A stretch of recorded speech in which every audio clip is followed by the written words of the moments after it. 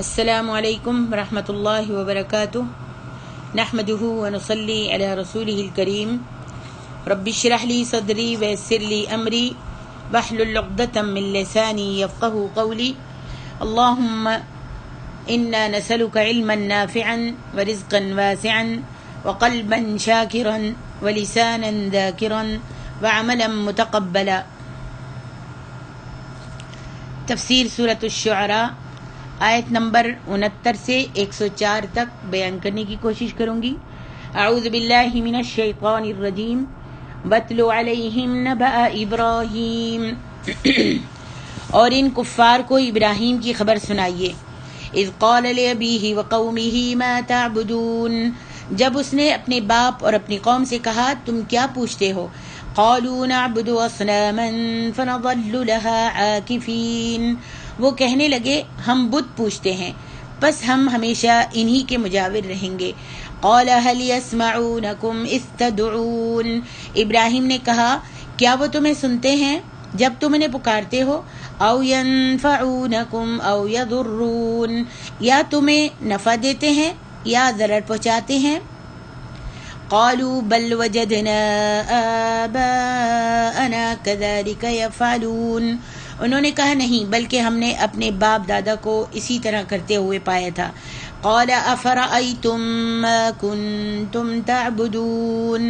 ابراہیم نے کہا کیا بھلا دیکھا تم نے جن کو تم پوچھتے آ رہے ہو؟ انتم وآباؤكم الاقدمون، تم اور تمہارے اگلے باپ دادا۔ فإنهم عدو لي إلا رب العالمین، تو بلا شبہ وہ میرے دشمن ہیں سوائے رب العالمین کے۔ ابراہیم علیہ السلام کو بچپن میں ہی نیک راہ کی اللہ رب العالمین نے ہدایت دی تھی، اور بڑے ہونے تک وہ اپنی قوم کو بتوں کی عبادت سے منع کرتے رہے۔ یہی ذکر ان آیتوں میں ہے کہ انہوں نے اپنے باپ اور قوم سے کہا کہ تم ان بتوں کی پوجا کیوں کرتے ہو؟ کیا وہ تمہارے پکار کا جواب دیتے ہیں یا وہ تمہارے کسی کام میں کام آتے ہیں؟ تمہارا کچھ بھلا کرتے ہیں یا تمہارا کچھ برا کرتے ہیں؟ وہ کچھ کر سکتے ہیں؟ یا جب تم ان کو پکارتے ہو تو وہ تمہاری پکار کا جواب دیتے ہیں؟ کیا وہ تم کو نفع پہنچاتے ہیں یا نقصان پہنچاتے ہیں؟ تو انہوں نے کیا جواب دیا؟ ان بت پرستوں نے جواب دیا کہ یہ بت نہ تو ہماری التجا کو سنتے ہیں، نہ ہمارے بھلے برے کے کچھ مختار ہیں، نہ ہمارا بھلا ہی کرتے ہیں اور نہ وہ ہمارا برا ہی کرتے ہیں۔ ہم کیا کریں، ہم نے تو اسی طریقے سے بل وجدنا آباءنا كذلك يفعلون، ہم نے اسی طرح اپنے باپ داداؤں کو کرتے ہوئے دیکھا تھا اور ہم ان کے ہی قدموں پر چل رہے ہیں، ان کے ہی جیسے کر رہے ہیں۔ لفظ حل عربی زبان میں ایسے ہی موقع پر آتا ہے کہ جس سے اس لفظ سے پہلی بات کا انکار اور بعد کی بات کا اقرار نکلتا ہے۔ اس لیے ان لوگوں نے گویا یہ اقرار کیا کہ ان بتوں کے پوجنے پر ہمارے پاس کوئی بھی دلیل سوائے باپ دادا کی پیروی کے نہیں ہے۔ تو حضرت ابراہیم علیہ السلام نے فرمایا اب دیکھو جن کو تم اور تمہارے باپ دادا اللہ کے سوا پوچھتے ہیں وہ میرے دشمن ہیں اور میں ان کا دشمن ہوں۔ یہ آیت مثل اس آیت کے ہے، اس آیت کی جیسی ہے جس میں اللہ تعالیٰ نے حضرت نوح علیہ السلام کے قول کی خبر دی ہے کہ جب نوح علیہ السلام نے اپنی قوم سے فرمایا یا قوم ان کان کبر علیکم مقامی وتذکیری بآیات اللہ فعلی اللہ توکلت فاجمعوا امرکم وشرکاءکم ثم لا یکن امرکم علیکم غمہ ثم اقضوا الی ولا تنظرون، جس کا مطلب یہ ہے کہ اگر میرے سمجھانے سے اے قوم کے لوگوں تم برا مانتے ہو تو تم جو بھی کر سکتے ہو میرے لیے مجھے نقصان پہنچانے کے لیے، تم اور تمہارے شرکاء جو بھی کچھ کر سکتے ہو کر لو۔ یہ حضرت نوح علیہ السلام نے جب نوح علیہ السلام نے اپنی قوم کو دعوت توحید دی تھی اور انہوں نے آپ کو ایذائیں پہنچائی تو نوح علیہ السلام نے یہ بات کہی تھی کہا کہ اگر میرے سمجھانے سے میری قوم کے لوگوں تم برا مانتے ہو تو اپنے شریکوں کو بھی جمع کر لو اور مجھے جو نقصان پہنچانا چاہتے ہو، جو میرے ساتھ کرنا چاہتے ہو وہ کر لو۔ اسی طرح ابراہیم علیہ السلام نے بھی اپنی قوم کے لوگوں سے کہا کہ میں تمہارے بتوں کا دشمن ہوں، تم سے اور تمہارے بتوں سے میرے ساتھ جو بھی بدسلوکی ہو سکتی ہے، جو بھی نقصان پہنچا سکتے ہو اور جو بھی میرے لیے برا کر سکتے ہو کر لو۔ فرعون کے قصے سے اللہ تبارک و تعالی نے قریش کو ڈرا کر اب ابراہیم علیہ السلام کے قصے سے اللہ تعالیٰ ان کو سمجھا رہا ہے کہ حضرت ابراہیم علیہ السلام نے جو تمہارے پیشوا ہیں اور تم کہتے ہو کہ ہم ابراہیم کے دین پر ہیں اور ابراہیم کے ملت پر ہیں، جو تمہارے پیشوا ہیں، باپ دادا کی راہ کو غلط دیکھ کر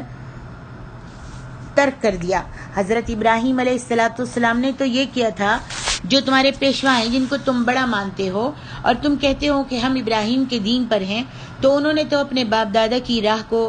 غلط سمجھ کر چھوڑ دیا تھا، انہوں نے بتوں کی پوجا نہیں کی۔ اسی طرح تم کو باپ دادا کی راہ کو غلط سمجھ کر چھوڑ دینا چاہیے۔ پھر اللہ تعالیٰ نے آگے کی آیتوں میں حضرت ابراہیم علیہ السلام نے اللہ تعالیٰ کے اوصاف بیان فرمائے۔ اللہ رب العالمین نے آگے کی آیتوں میں فرمایا کہ ابراہیم نے اللہ تعالیٰ کے اوصاف بیان فرمایا کہ الذی خلقنی فہو یہدین والذی هو یطعمنی ویسقین وَإِذَا مَرِضْتُ فَهُوَ يَشْفِينِ وَالَّذِي يُمِيتُنِي ثُمَّ يُحْيِينِ وَالَّذِي أَطْمَعُ أَن يَغْفِرَ لِي خَطِيئَتِي يَوْمَ الدِّينِ۔ حضرت ابراہیم علیہ السلام نے اللہ کے اوصاف بیان فرمائے کہ اللہ کی ذات تو وہ ذات ہے کہ جس نے مجھ کو پیدا کیا اور اس نے ہی مجھ کو ہدایت دی، وہی مجھ کو کھلاتا بھی ہے، پلاتا بھی ہے، اور جب میں بیمار ہوتا ہوں تو وہی شفا بھی مجھ کو دیتا ہے، وہی مجھ کو مارے گا اور جلائے گا، مارنے کے بعد دوبارہ زندہ کرے گا، اور اسی سے مجھ کو امید ہے کہ وہ میرے سارے قصوروں کو، سارے گناہوں کو قیامت کے دن معاف کر دے گا۔ حضرت ابراہیم علیہ السلام نے یہ اوصاف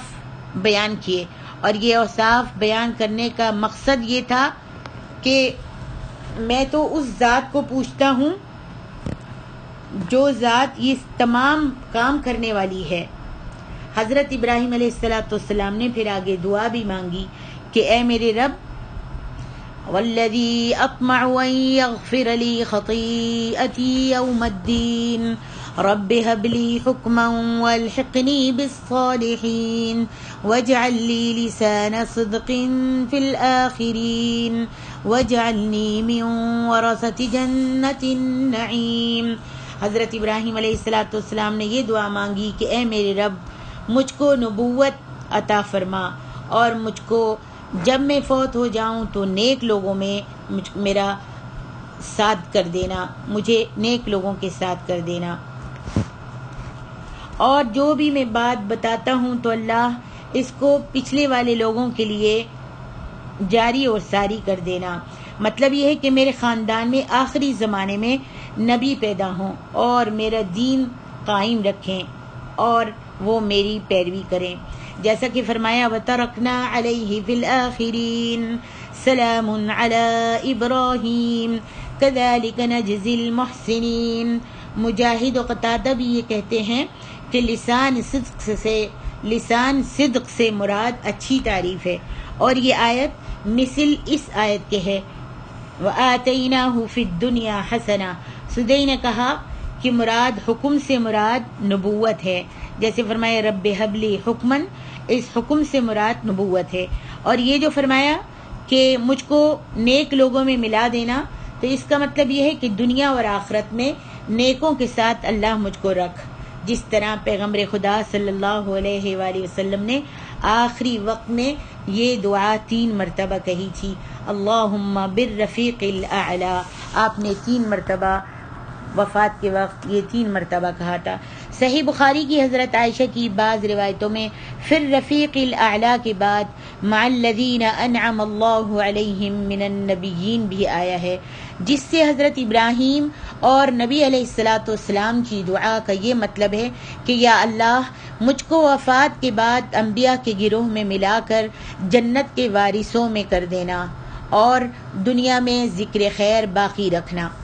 صحیح بخاری و مسلم کے حوالے سے حضرت عبداللہ بن مسعود کی حدیث ہے جس میں نبی علیہ الصلاۃ والسلام نے فرمایا اللہ تعالیٰ نے انسان کو پیدا کیا، پھر باوجود اس کے جو لوگ اللہ کو چھوڑ کر دوسروں کی بندگی کرتے ہیں، دوسروں کے نام پر ذبیحہ کرتے ہیں، اٹھتے بیٹھتے اللہ کو چھوڑ کر دوسروں کو پکارتے ہیں، یا علی مدد، یا رسول اللہ مدد، یا شیخ عبد القادر جیلانی مدد، دوسروں کو پکارتے ہیں، ان سے بڑھ کر دنیا میں کوئی مجرم نہیں۔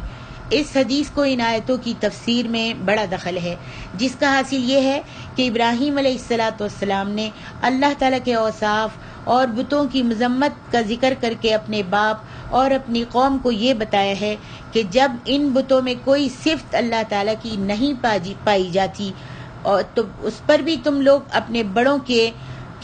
بڑوں کی رسم کے پابند ہو کر ان مورتوں کی پوجا کرتے ہو۔ جیسا کہ موسیٰ علیہ الصلاۃ والسلام نے پوچھا کیا جب تم ان کو پکارتے ہو تمہاری بات کا جواب دیتے ہیں یا تمہیں کوئی نفع نقصان پہنچاتے ہیں؟ تو انہوں نے کہا نہیں، نہ وہ ہمیں نفع نقصان دیتے ہیں پہنچا سکتے ہیں اور نہ ہی وہ ہماری پکار کا جواب دیتے ہیں۔ اس کے بارے میں اس وجہ سے حضرت ابراہیم علیہ الصلاۃ والسلام نے فرمایا جب تم یہ ساری صفتیں سننے اور بولنے، نفع نقصان کی صفتیں جب تم ان میں نہیں پاتے تو اور یہ صفتیں اللہ رب العالمین میں پائی جاتی ہیں تو پھر بھی تم اس اللہ کو چھوڑ کر، اس خالق کو چھوڑ کر جس نے تم کو اور اس ساری مخلوق کو، سارے جہان کو پیدا کیا ہے، تو پھر تم اس کو چھوڑ کر اپنے باپ داداؤں کے رسم کے پابند ہو کر ان مورتوں کی پوجا کرتے ہو جو دنیا میں تم سے بڑھ کر کوئی مجرم نہیں ہے، تو پھر تم سے بڑھ کر اس دنیا میں کوئی بھی مجرم نہیں ہے۔ ابراہیم علیہ الصلاۃ والسلام نے موقع پا کر ان بت پرستوں کے بتوں کو توڑ ڈالا تھا، اس کا قصہ آپ سورۃ انبیاء میں پڑھ چکی ہیں۔ آگے اللہ رب العالمین ارشاد فرماتے ہیں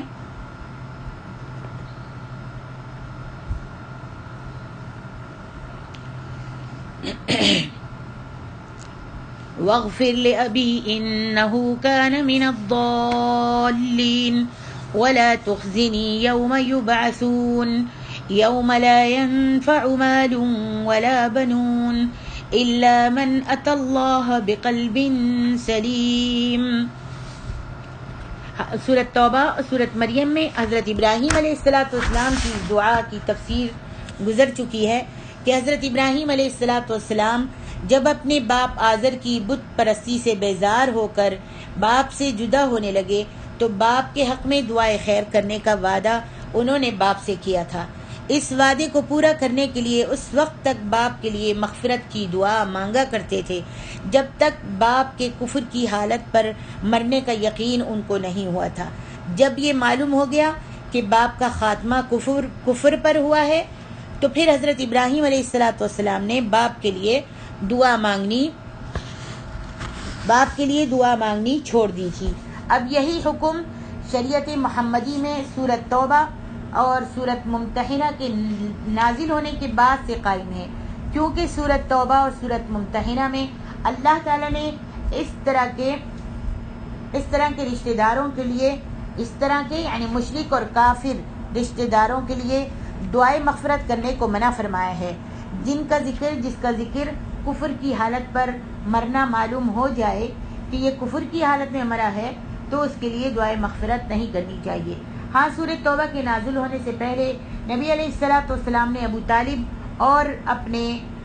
ماں باپ کے لیے مغفرت کی دعا مانگنے کا ارادہ کیا تھا، اور بعض صحابہ بھی اپنے مشرک ماں باپ کے لیے مغفرت کی دعا مانگا کرتے تھے۔ اسی پر اللہ تبارک و تعالی نے سورۃ توبہ کی آیت ما كان للنبي والذين آمنوا أن يستغفروا للمشركين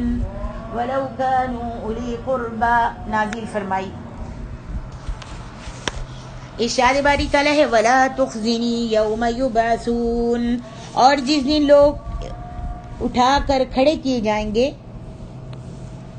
تو اللہ تو مجھے رسوا نہ کرنا، یعنی قیامت کے دن جب اگلے پچھلے سارے لوگ اٹھا کر کھڑے کیے جائیں گے مجھے ذلت اور رسوائی سے بچا لینا۔ امام بخاری رحمۃ اللہ علیہ نے اس آیت کریمہ کی تفسیر میں حضرت ابو ہریرہ کی یہ روایت بیان کی ہے کہ نبی صلی اللہ علیہ وآلہ وسلم نے فرمایا ان ابراہیم علیہ الصلاۃ والسلام یرا اباہ یوم القیامۃ علیہ الغبرۃ والقطرہ، ابراہیم علیہ الصلاۃ والسلام قیامت کے دن اپنے باپ کو دیکھیں گے کہ اس پر غبار اور ذلت چھائی ہوئی ہوگی۔ امام بخاری نے اس روایت کو اسی طرح بیان کیا ہے اور احادیث الانبیاء میں اس روایت کو ان الفاظ سے بیان کیا ہے۔ فرمایا یلقا ابراہیم اباہ آزر یوم القیامہ وعلی وجہ آزر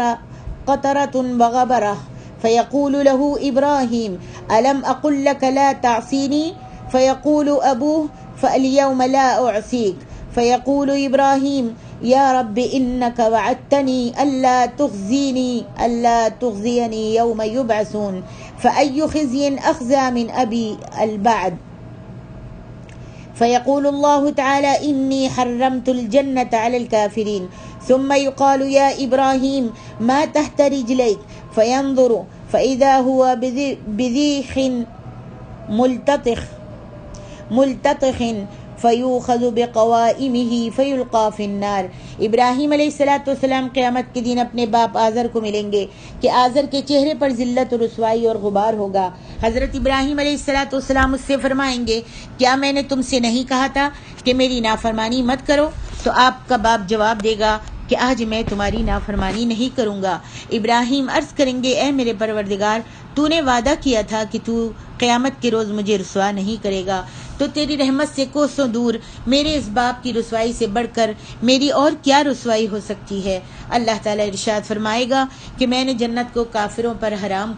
قرار دے دیا ہے۔ پھر کہا جائے گا اے ابراہیم اپنے پاؤں کے نیچے تو دیکھو، آپ دیکھیں گے کہ ایک بجو ہے جو اپنی غلاظت میں لتھڑا ہوا ہے، بس اسے پاؤں سے پکڑ کر جہنم میں پھینک دیا جائے گا۔ امام ابو عبد الرحمن نسائی نے سنن کبریٰ کی کتاب تفسیر میں بھی اس روایت کو بیان کیا ہے۔ فرمان الہی ہے یوم لا ينفع مال ولا بنون، جس دن نہ مال ہی کچھ فائدہ دے سکے گا اور نہ بیٹے، یعنی اس دن نہ مال انسان کو اللہ تعالیٰ کے عذاب سے بچا سکے گا خواہ وہ زمین بھر کر سونا ہی بطور فدیہ کیوں نہ دے، اور نہ بیٹے ہی انسان کو اللہ کے عذاب سے بچا سکیں گے، بلکہ اگر وہ روئے زمین کے سارے انسانوں کو بطور فدیہ دینا چاہیں تو پھر بھی عذاب الہی سے نہیں بچ سکیں گے۔ اس دن تو صرف اللہ تعالیٰ پر ایمان، اللہ تعالیٰ کی خالص عبادت اور شرک اور مشرکین سے اظہار براءت ہی کام آئے گا۔ اسی لیے فرمایا الا من اتى اللہ بقلب سلیم، ہاں جو شخص اللہ کے پاس پاک دل لے کر آیا وہ بچ جائے گا۔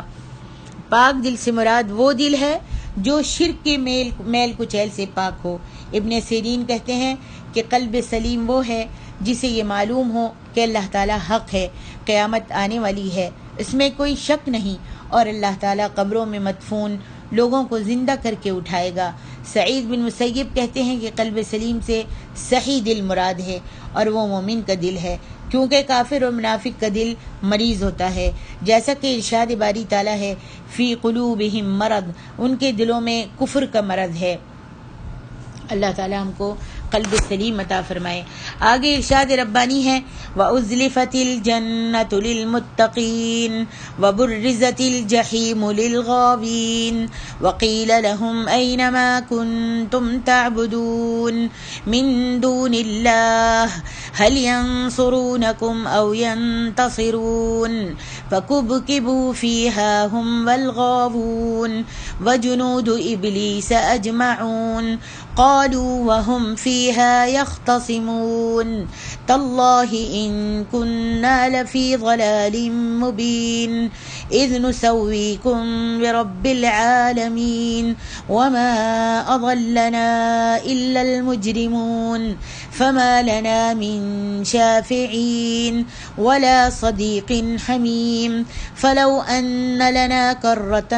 فنكون من المؤمنين إن في ذلك لآية وما كان أكثرهم مؤمنين وإن ربك لهو العزيز الرحيم. پہلی آیتوں کے مطابق جبکہ جنت طرح طرح کی نعمتوں سے آراستہ کی جائے گی، جس آراستگی کا ذکر نبی علیہ الصلاۃ والسلام نے حضرت ابو ہریرہ کی صحیح بخاری و مسلم کی روایت میں مختصر طور پر فرمایا ہے کہ ایک کمان کی لکڑی کی لمبائی کے برابر جگہ بھی جنت میں تمام دنیا اور تمام دنیا کی نعمتوں سے بہتر ہے. اللہ اکبر. اور اسی طرح دوزخ میں طرح طرح کے عذاب مہیا کیے جائیں گے، جس کا ذکر نبی علیہ الصلاۃ والسلام نے حضرت عبداللہ ابن عباس کی ترمذی کی صحیح روایت میں اس طرح فرمایا ہے کہ دوزخ کے تھور کا جو درخت ہے، اس کے دودھ کا ایک قطرہ بھی اگر دنیا میں ڈال دیا جائے تو تمام اہل دنیا کا جینا دشوار ہو جائے. اس جنت کی نعمتوں اور دوزخ کے عذابوں کا ذکر اللہ تعالیٰ نے مختصر طور پر پچھلی آیتوں میں فرما کر اب یہ فرمایا ہے کہ دنیا میں تو آخرت کے منکر لوگ دوزخ کے عذاب سے نڈر ہیں. میدان محشر میں جب وہ عذاب دیکھیں گے تو یہ خواہش کریں گے کہ کاش وہ پھر دنیا میں پیدا کیے جائیں اور نیک کام کر کے جس طرح نیک کام کرنے والوں کو اس عذاب سے نجات مل گئی ہے، اسی طرح ان کو بھی اس عذاب سے نجات مل جائے. مگر یہ خواہش، یہ ان کی آرزو جھوٹی ہے، یہ خواہش ان کی خواہش ہی رہے گی. اسی واسطے اللہ تعالیٰ نے سورۃ انعام میں فرمایا ہے کہ اگر ان لوگوں کو دوبارہ دنیا میں پیدا کر بھی دیا جائے تو پھر یہ ایسے ہی میرے خلاف کام کریں گے اور رسول کی اطاعت نہیں کریں گے. یہ ایسے ہی رہیں گے جیسے اب کر رہے ہیں. غرض یہ تو حشر کے وقت معلوم ہوگا کہ ان کے ساتھ اللہ رب العالمین کیا کرے گا. یہ تو حشر کے وقت کا حال ہوا. اب حساب کتاب کے بعد لوگ جب دوزخ میں منہ کے بل ڈالے جائیں گے، اس وقت کا ذکر اللہ تعالیٰ نے پچھلی آیتوں میں فرمایا ہے کہ کبھی تو یہ بد لوگ قسمیں کھا کر اپنی گمراہی پر افسوس کریں گے، اور کبھی یہ بد لوگ شیطان یا گمراہ کرنے والے دوست جنہوں نے بہکایا ہے ان کو برا بھلا کہیں گے، اور کبھی چھوٹے گناہ گاروں کو انبیاء اور ملائکہ اور نیک لوگوں کی شفاعت سے نجات پاتے دیکھ کر یہ آرزو کریں گے کہ کوئی دوست ان کا بھی ایسا پیدا ہو جائے کہ ان کی شفاعت کرے اور ان کو اس عذاب سے نجات دلا دے. مگر آخرت تو ایسا ایک مقام ہے کہ سوائے توحید کے اور کوئی چیز وہاں کام نہیں آ سکتی. اس واسطے ان مشرکوں کی کوئی آرزو بھی، کوئی تمنا بھی، کوئی خواہش بھی کام نہیں آئے گی، اور فرشتے ان کو عذاب میں مبتلا دیکھ کر یہ تانے دیں گے. فرشتے ان کو عذاب میں دیکھ کر یہ تانے دیں گے کہ اللہ کے سوا تم جن لوگوں کو دنیا میں اپنے معبود ٹھہراتے تھے.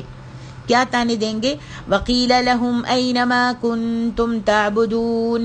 مِن دُونِ اللَّهِ هَلْ يَنصُرُونَكُمْ أَوْ يَنتَصِرُونَ. اب کہاں ہیں وہ تمہارے معبود جن کو تم دنیا میں پوجا کرتے تھے؟ تم ان کو پوجا کیا کرتے تھے، جن کی تم پوجا کرتے تھے، جن کی تم عبادت کرتے تھے، جن کے نام کی نظر و نیازیں کرتے تھے، جن کو تم اٹھتے بیٹھتے پکارتے تھے، وہ تمہارے معبود آج کہاں ہیں؟ وہ معبود ایسے برے وقت میں آ کر تمہاری مدد کیوں نہیں کرتے؟ حاصل کلام یہ ہے کہ انسان کی عقل مندی اس میں ہے کہ دنیا میں جب اللہ نے دنیا میں زندگی دی ہے تو کچھ نیک عمل کر کے آخرت کے لیے تھوڑا بہت ذخیرہ جمع کر لے، اور پھر اللہ کی رحمت سے آخرت میں نجات کی توقع رکھے. جو لوگ دنیا میں تمام عمر اللہ تعالیٰ کی نافرمانی کے کام کرتے ہیں، نہ رسول کی اطاعت کرتے ہیں، نہ اللہ کی عبادت کرتے ہیں، ہر وقت گناہوں میں لگے رہتے ہیں، دنیا کی لذتوں میں مہو رہتے ہیں، اور پھر ان سے جب ان کو سمجھایا جائے تو کہتے ہیں کہ بھئی آخرت میں، اور پھر وہ اپنے دل میں یہ خیال رکھتے ہیں کہ آخرت میں ہم کو اللہ تعالیٰ معاف کر دے گا. اللہ ہم کو کامیاب کر دے گا. اللہ بڑا غفور الرحیم ہے. تو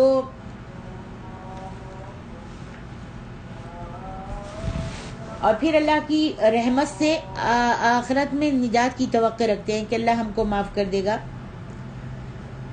تو اسی کے بارے میں اللہ کے رسول صلی اللہ علیہ وآلہ وسلم کی ترمذی ابن ماجہ میں شداد بن اوس سے روایت ہے. نبی علیہ الصلوۃ والسلام نے فرمایا عقل مند وہ شخص ہے جو دنیا میں آخرت کے نجات کے کام کرے، نیک اعمال کرے اور آگے کے لیے تیاری کرے، نیک اعمال کرے. جو اللہ اور اس کے رسول نے فرمایا ہے، جہاں فرمایا ہے رک جاؤ رک جائے، جہاں کھڑا کیا ہے وہاں کھڑا ہو جائے، جس کام سے منع کیا ہے اس کام سے رک جائے. اور یہ عقل مند انسان ہے. اور عقل سے بے بہرا، بے عقل سفیہ وہ شخص ہے جو دنیا میں جو اس کا جی چاہتا ہے وہ کرتا ہے، اور آخرت میں پھر بھی اللہ تعالیٰ سے، آخرت میں اللہ کی جناب سے طرح طرح کی اپنی امیدیں اور خواہشیں پوری ہونے کی حویث دل میں رکھتا ہے، اور کہتا ہے کہ اللہ مجھے معاف کر دے گا. گناہ کرتا رہتا ہے اور پھر کہتا ہے اللہ مجھے معاف کر دے گا، اور بڑی بڑی امیدیں رکھتا ہے کہ اللہ مجھے معاف کر دے گا، اور کوئی بات نہیں، میں نے اتنا کر لیا ہے تو اللہ بڑا غفور الرحیم ہے. عقل مند، اللہ کے رسول نے فرمایا، وہ شخص ہے جس کو جب دنیا دی گئی ہے تو وہ نجات کے کام کرے، عقل مندی کے کام کرے، نیک صالح کام کرے، نماز روزے کی پابندی کرے، شرک و بدعات سے بچے. پھر آخر میں فرمایا کہ دنیا میں آخرت کا انجام جو اللہ تبارک و تعالیٰ نے لوگوں کو بتا دیا ہے کہ یہ اس کی قدرت کی ایک نشانی ہے، لیکن جو لوگ علم الہی میں گمراہ ٹھہر چکے ہیں وہ کسی نشانی سے راہ راست پر نہیں آتے. یہ اللہ تبارک و تعالیٰ کی ایک رحمت ہے جو اس نے ایسے لوگوں کو مہلت دے رکھی ہے کہ گناہ کرتے رہتے ہیں لیکن رب العالمین پکڑتا نہیں ہے، مہلت دیتا رہتا ہے. اگر مہلت کے زمانے میں بھی یہ لوگ نہ راہ راست پر آئے تو اللہ کی پکڑ بھی ایسی زبردست ہے کہ جس کو وہ پکڑتا ہے تو وہ بالکل برباد کر دیتا ہے. چنانچہ اس کے بعد چند نافرمان قوموں کے قصے اللہ رب العالمین ان لوگوں کو سنا رہے ہیں جن قصوں کو پڑھ کر اور جن قصوں کو سمجھ کر ان کو معلوم ہو جائے کہ ان کافر قوموں کو پہلے اللہ رب العالمین نے کتنی مہلت دی تھی، پھر مہلت دینے کے بعد اللہ نے ان کو پکڑا تھا اور ان کا انجام کیا ہوا.